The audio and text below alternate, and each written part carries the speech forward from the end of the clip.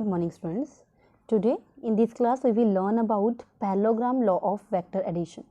Students, in previous lecture we learn about triangle law of vector addition, how to add addition of vectors, how to add two or more vectors.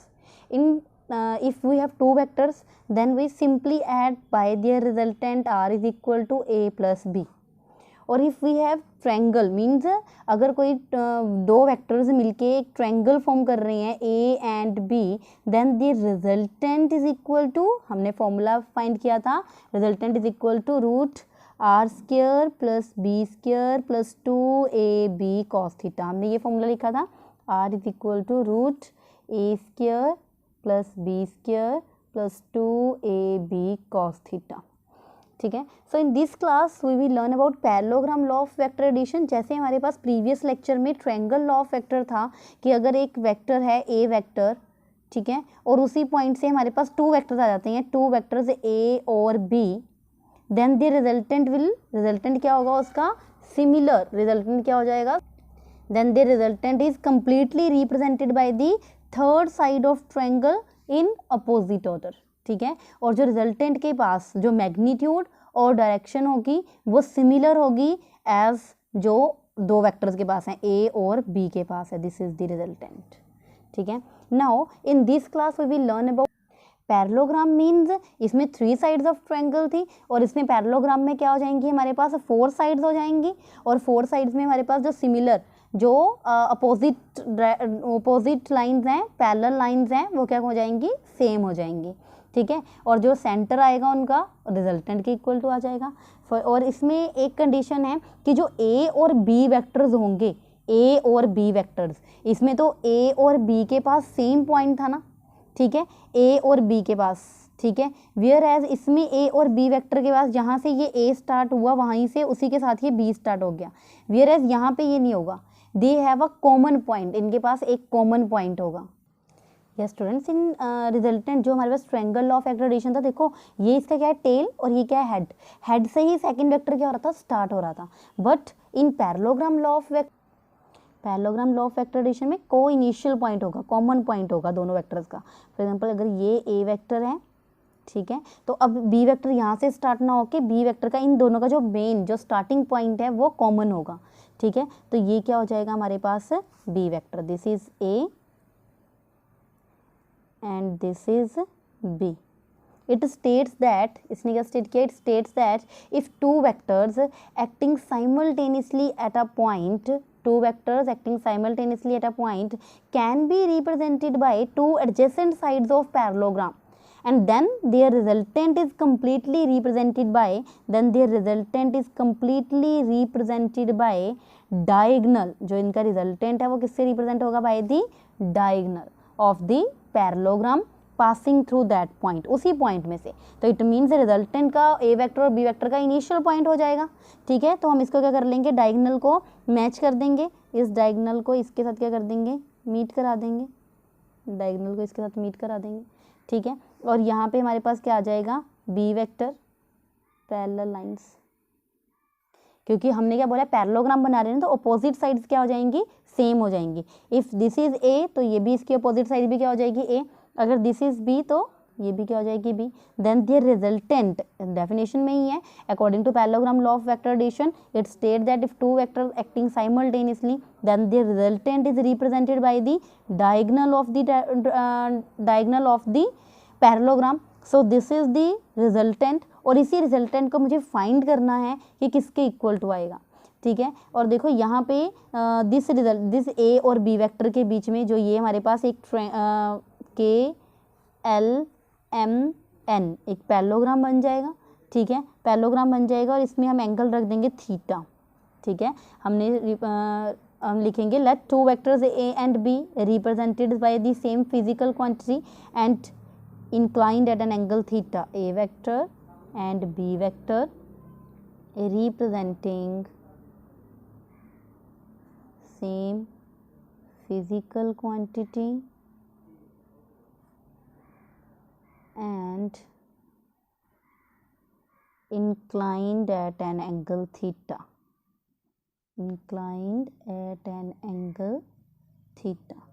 इसको theta angle से हमने रखा हुआ है। तो now हमने क्या find करना है, रिजल्टेंट फाइंड करना है for the parallelogram law of vector addition. जैसे हमने triangle law of vector addition में फाइंड किया था, वैसे ही हम पैरेललोग्राम, इसमें क्या है, parallelogram law of vector addition है।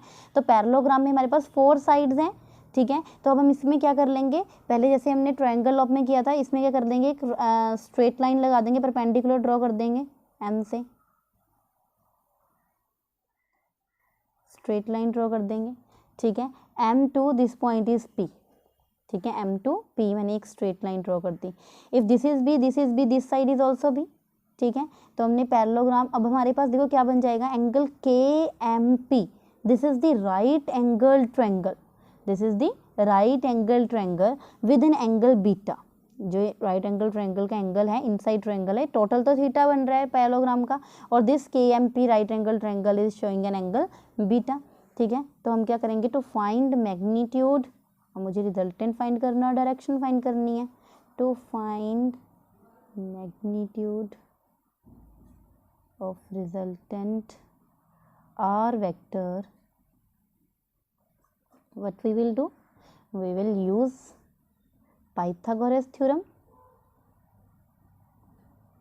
Pythagoras theorem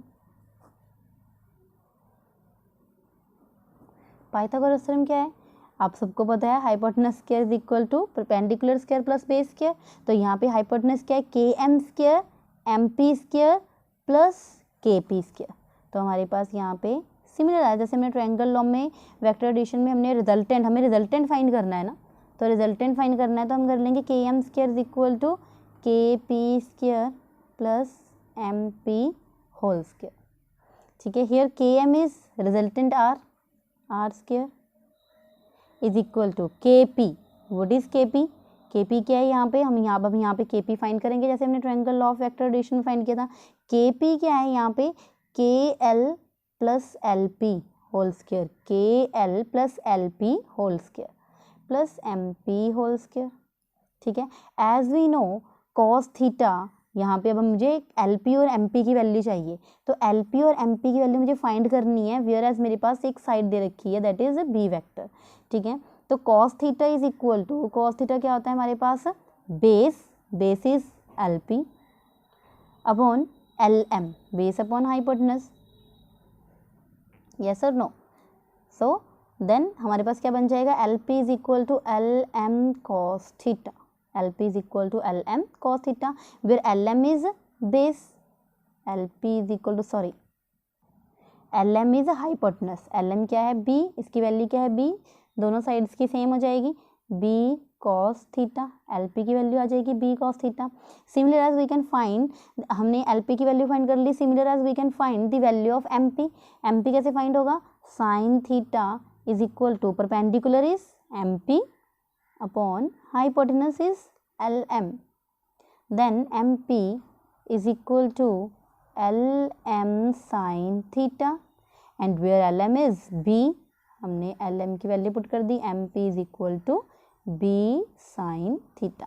So from here LP and MP we can substitute the value of LP and MP. We will put this value r square KL, what is KL, KL की value क्या है a, KL की value a put कर दी। LP आपने क्या find किया है, b cos theta whole square, and what is MP, b sin theta whole square. Now here we can apply the formula a plus b whole square, a square plus b square cos square theta plus 2ab cos theta, and यहाँ पे हम लिख सकते हैं b square sin square theta. From this expression you can here you can take out the common b square, and inside we will left with this value cos square theta plus sin square theta. Now here is 2ab cos theta. So the formula of sin square theta plus cos square theta is equal to 1. So we will left with the terms a square b square plus 2ab cos theta. So this is the resultant. R square is equal to a square plus b square plus 2ab cos theta, or resultant is under root of a square plus b square plus 2ab cos theta. So this is the resultant in parallelogram law of vector addition, which is similar as triangle law of vector addition. But here method तो same है देखो, but हमारे पास जो इसकी statement है ये parallelogram law of vector addition है, और प्रीवियस लेक्चर में हमने triangle law of vector addition किया था. मेथड सेम है बट हमने बस इतने पोर्शन का ही निकालना है triangle law of vector addition के लिए भी. बट हियर ए और बी, इसके लिए जो एक प्रॉपर्टी है कि इसमें ये क्या है, को इनिशियल वेक्टर्स होती हैं, एक ही पॉइंट पे स्टार्ट करते हैं, और जो इनकी पैरेलल साइड्स हैं वो क्या होती हैं, सेम होती है. देखो अगर रिजल्टेंट इस साइड के लिए निकलेगा तो रिजल्टेंट जो है हमारे पास वैल्यू किसके इक्वल टू आ जाएगी, root A square plus B square plus 2ab cos.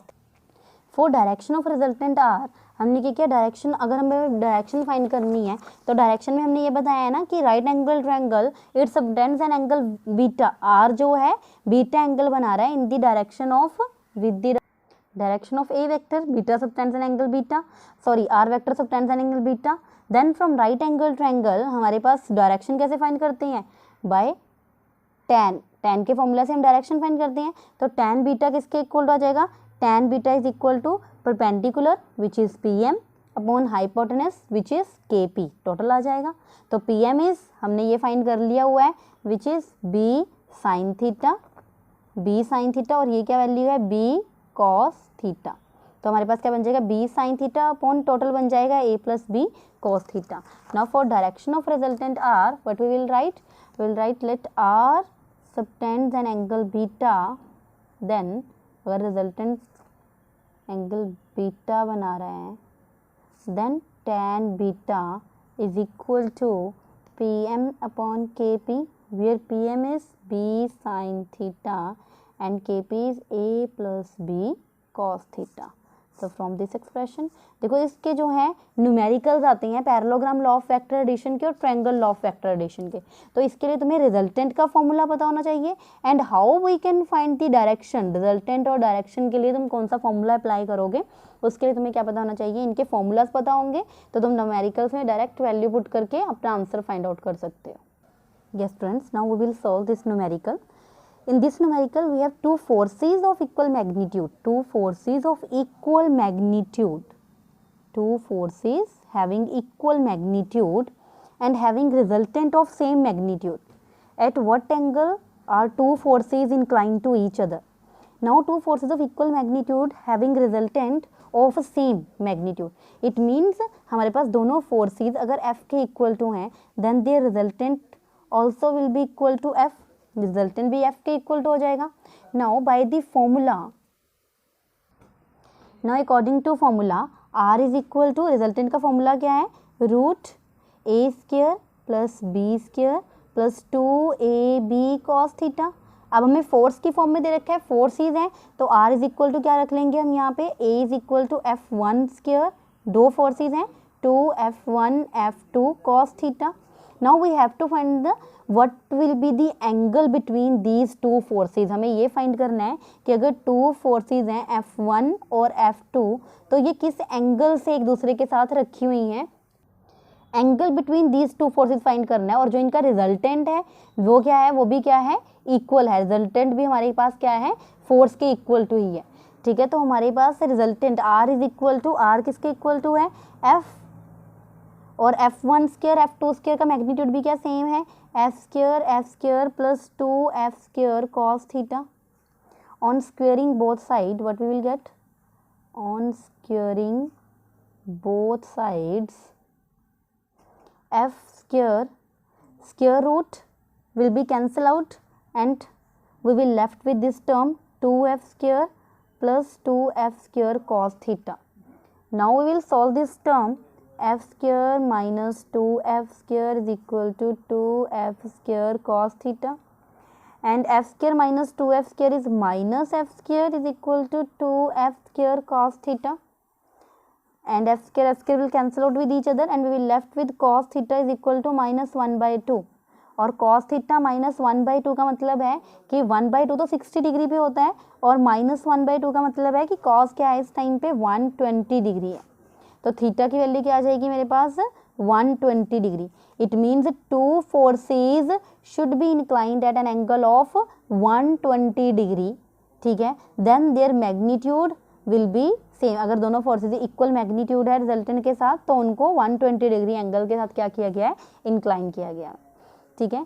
So you have to solve this type of numericals, ठीक है, जिसमें हमारे पास रिजल्टेंट का फॉर्मूला और डायरेक्शन के लिए फॉर्मूला अप्लाई हो, ठीक है। इन नेक्स्ट न्यूमेरिकल देखो हमारे पास है two forces of 16 newton and 8 newton are acting simultaneously on a particle in mutually perpendicular direction. Two forces हैं 16 न्यूटन की हैं और force F1 is 16 newton and F2 force दे रखी है 8 न्यूटन की, acting simultaneously on a particle in perpendicular direction. Now find the magnitude and direction of resultant force. Now find the magnitude and direction. They are inclined at a both forces are in mutually perpendicular direction. It means both forces are inclined at an angle of 90 degree. Means the angle between two forces is equal to 90 degree. Now we will find the resultant force. अब देखो angle हमें पता लग गया, force हमें पता लग गई, फाइंड आउट हमने क्या करना है रिजल्टेंट। तो रिजल्टेंट किसके इक्वल टू होता है F1 स्क्वायर, फोर्सेज की फॉर्म में तो F1 square F2 square two F1 F2 cos theta लिख देंगे। और नाउ F1 क्या है 16 square, F2 is 8 square plus 2 16 into 8 cos 90। Now cos 90 आप सबको पता है what is the value of cos 90 which is 0। तो F की वैल्यू मेरे पास यहाँ पे सॉल्व करके आ जाएगी। सो द रिजल्टेंट फोर्स, जो रिजल्टेंट आएगा मेरे पास फोर्स का विच इज इक्वल टू, अगर मैं सॉल्व करूँगी तो आ जाएगी 17.9 न्यूटन, ठीक है। नाउ अब हमें क्या फाइंड करना है, direction of the resultant. Direction find करनी है, रिजल्टेंट फाइंड कर लिया मुझे। डायरेक्शन के लिए क्या फॉर्मूला होता है tan beta. tan beta is equal to, tan beta के लिए a हम ये लिखते हैं ना b sine theta upon a plus b cos theta. और यहाँ पे b साइन थीटा की जगह क्या है F2 फोर्स है, तो यहाँ पे क्या लग जाएगा F2 sine theta divide by F1 plus F2 cos theta. What is F2 8 sine 90, F1 क्या है यहाँ पे हमारे पास 16 प्लस 8 cos 90, साइन 90 1 cos 90 0, तो 8 डिवाइड बाई 16 हमारे पास क्या आ जाएगा tan beta is equal to 1/2। tan beta is equal to 1/2 और tan beta is equal to 0.5, ठीक है। इसकी वैल्यू भी हम आगे कैलकुलेट कर सकते हैं, that is beta is equal to tan उधर चला जाएगा तो बीटा इज इक्वल टू क्या हो जाएगा। तो हमारे पास यहाँ पे बीटा की वैल्यू क्या आ जाएगी, beta is equal to tan inverse 0.5। So this is the method how we can find the resultant and the direction of the resultant force. किसी भी फोर्स के लिए कुछ भी अगर हमारे पास वैल्यूज़ दे रखी हैं, फोर्सेस दे रखी हैं, ए और बी पार्टिकल इंक्लाइंड कर रखी हैं विद एंगल के साथ, तो हम उनके लिए रिजल्टेंट और डायरेक्शन क्या कर सकते हैं, फाइंड आउट कर सकते हैं। So students you have to solve this type of numericals from your textbook, NCERT book और from your helping book. So in next lecture we will learn about addition of two vector quantities। Vector quantities को हम कैसे add करती हैं, subtract करती हैं in the form of their components. Thank you.